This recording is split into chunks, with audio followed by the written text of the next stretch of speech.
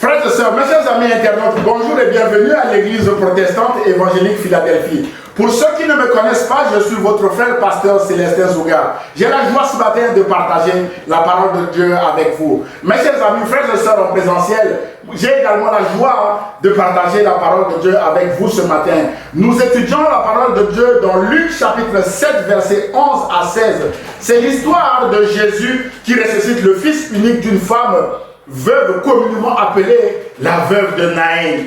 Mes chers amis internautes, frères et sœurs, parfois nous avons l'impression que Jésus est en retard par rapport à nos souffrances, nos maladies, nos difficultés ou nos problèmes. Or, Jésus n'est jamais en retard parce qu'il est le maître du temps et des circonstances. Jésus arrive toujours au bon moment. C'est ce que nous allons voir maintenant dans ce récit, mes chers amis. En Luc chapitre 7, verset 11 à 16, où il est écrit, je lis au nom du Seigneur. Le jour suivant, Jésus alla dans une ville appelée Naïn. Ses disciples et une grande foule faisaient route avec lui. Lorsqu'il fut près de la porte de la ville, voici, on portait en terre un mort, fils unique de sa mère, qui était veuve. Et il y avait avec elle beaucoup de gens de la ville. Le Seigneur, l'ayant vue, fut ému de compassion pour elle et lui dit, ne pleure pas. Il s'approcha et toucha le cercueil. Ceux qui le portaient s'arrêtèrent. Il dit, jeune homme, je te le dis, lève-toi. Et le mort s'assit et se mit à parler. Jésus le rendit à sa mère. Tous furent saisis de crainte et ils glorifiaient Dieu, disant, un grand prophète a apparu parmi nous et Dieu a visité son peuple. Mes chers amis internautes, frères et sœurs, si Jésus ne passait pas par la ville de Naïn, ou encore si Jésus était en retard de quelques minutes, qu'adviendrait-il à ce jeune homme et à sa mère? Et ma réponse est celle-ci. Ce jeune homme allait être définitivement enterré et la liste des problèmes de cette femme veuve allait encore s'allonger, mes chers amis. Mais sa rencontre avec Jésus va complètement basculer sa vie et va lui redonner de l'espoir à continuer à vivre. Mes chers amis internautes, frères et sœurs, peut-être que vous êtes en larmes ce matin parce que vous avez tout perdu comme cette femme veuve avec une longue liste de problèmes. Mais bien aimé, votre travail, votre santé, un membre de votre famille, votre entreprise en difficulté, mes chers amis, voire même des problèmes dans la famille. La bonne nouvelle est que Jésus vous aime. Jésus vient vers vous à travers ce message. Comme il s'était approché de la veuve de Naïn pour lui redonner de l'espoir face à toutes ces pertes que nous venons d'évoquer et ces problèmes que nous venons également de lister. Chers amis internautes, frères et sœurs, la compassion et l'amour de Jésus ont changé la vie de plusieurs de ses contemporains, dont cette femme veuve de Naïn. Jésus veut faire la même chose ce matin avec vous et avec moi. Alors, vous pouvez me poser la question, pasteur, qu'est-ce que la compassion et l'amour de Jésus ont changé dans la vie de cette femme veuve de Naïn? Mes chers amis internautes, frères et sœurs, alors que la ville de Naïn, j'aime bien ça, s'apprêtait à porter à terre le fils unique de cette femme veuve, Jésus croise le cortège funèbre à son entrée dans cette ville. La ville de Naïn était en larmes parce que l'irréversible était là. Cette femme veuve était complètement abattue par cet enterrement. Mais la bonne nouvelle est que Jésus arrive juste à temps. Avant cet enterrement, mes bien-aimés, Jésus n'est jamais en retard. La Bible déclare en Luc chapitre 7, verset 13 que le Seigneur l'ayant vu fut ému de compassion pour elle et lui dit, ne pleure pas. La compassion de Jésus va le pousser à s'approcher du cortège funèbre et à parler à cette femme veuve complètement abattue par cette cérémonie funéraire de son fils unique. Jésus lui dit, ne pleure pas.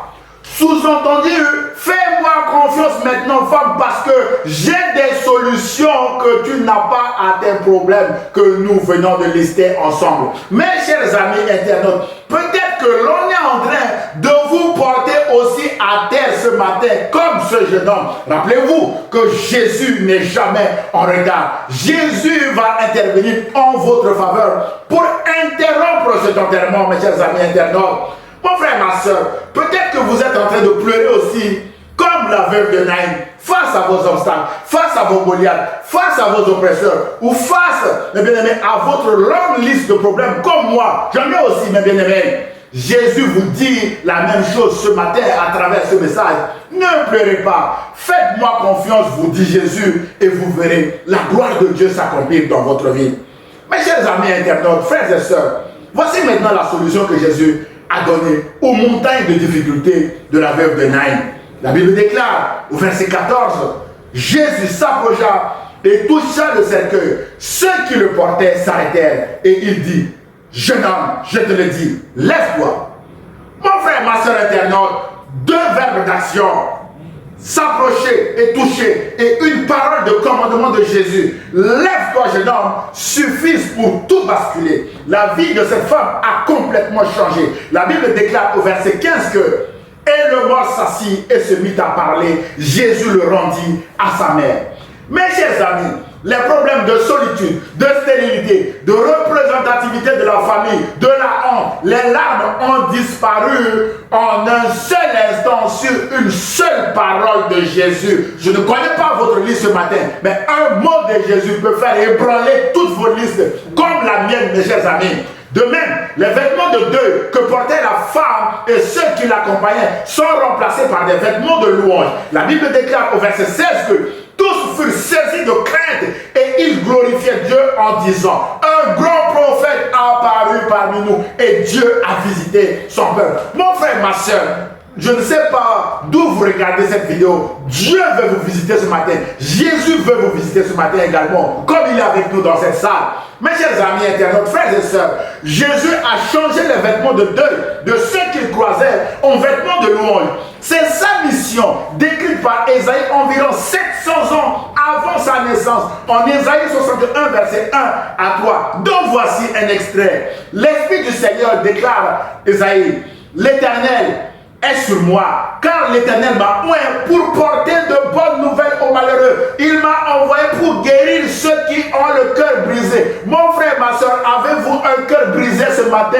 Ça, c'est le rôle de Jésus, pour consoler tous les affligés. Êtes-vous affligé ce matin? Vous rentrez dans le plan de Jésus, pour donner un diadème au lieu de la cendre, une huile de joie au lieu du deuil. Si vous êtes en deuil ce matin, Jésus veut vous donner une huile de joie, un vêtement de louange au lieu d'un esprit abattu. Si vous êtes abattu ce matin, Jésus veut vous donner un vêtement de louange.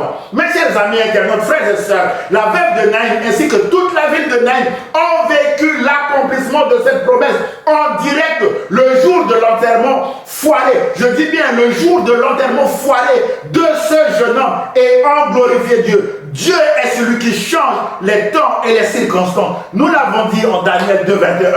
David, mes bien-aimés, disait dans le psaume 30, verset 12 que tu as changé ma plainte en danse de joie. Tu m'as ôté mon vêtement de deuil. Tu l'as remplacé par un habit de fête. Voilà ce que Jésus a fait pour cette veuve de Naïm et pour tous ceux qui étaient là ce matin. Jésus veut faire la même chose avec nous ce matin. Quels vêtements portons-nous ce matin? De deuil, de complainte, de souffrance, de plainte. Jésus veut changer ça, veut nous donner une huile de joie en sortant d'ici, mes chers amis internautes et frères et sœurs en présentiel. Mes chers amis, de la même manière que Jésus a rendu à cette femme veuve son fils unique, Jésus veut nous rendre également ce que nous avons perdu. Jésus veut nous donner un vêtement de louange à la place de nos vêtements de deuil. Pour cela, nous devons tout simplement l'accepter comme notre Seigneur et Sauveur. Jésus veut non seulement résoudre nos problèmes actuels, mais surtout nous donner la vie éternelle. Mon frère, ma soeur, je l'ai accepté, et vous, acceptez-vous Jésus comme votre Seigneur et Sauveur? C'est le but de ce message, vous amener à accepter Jésus comme votre Seigneur et Sauveur. C'est alors que vous verrez la gloire de Dieu s'accomplir dans votre vie, comme toute la ville de Naïm a vu la gloire de Dieu ce jour-là. Mes chers amis internautes, frères et sœurs en présentiel, c'est le but final de ce message. Vous amener à accepter Jésus-Christ comme votre Seigneur et votre Sauveur. Je vous remercie pour votre écoute. Que Dieu vous bénisse. À très bientôt, mes chers amis internautes.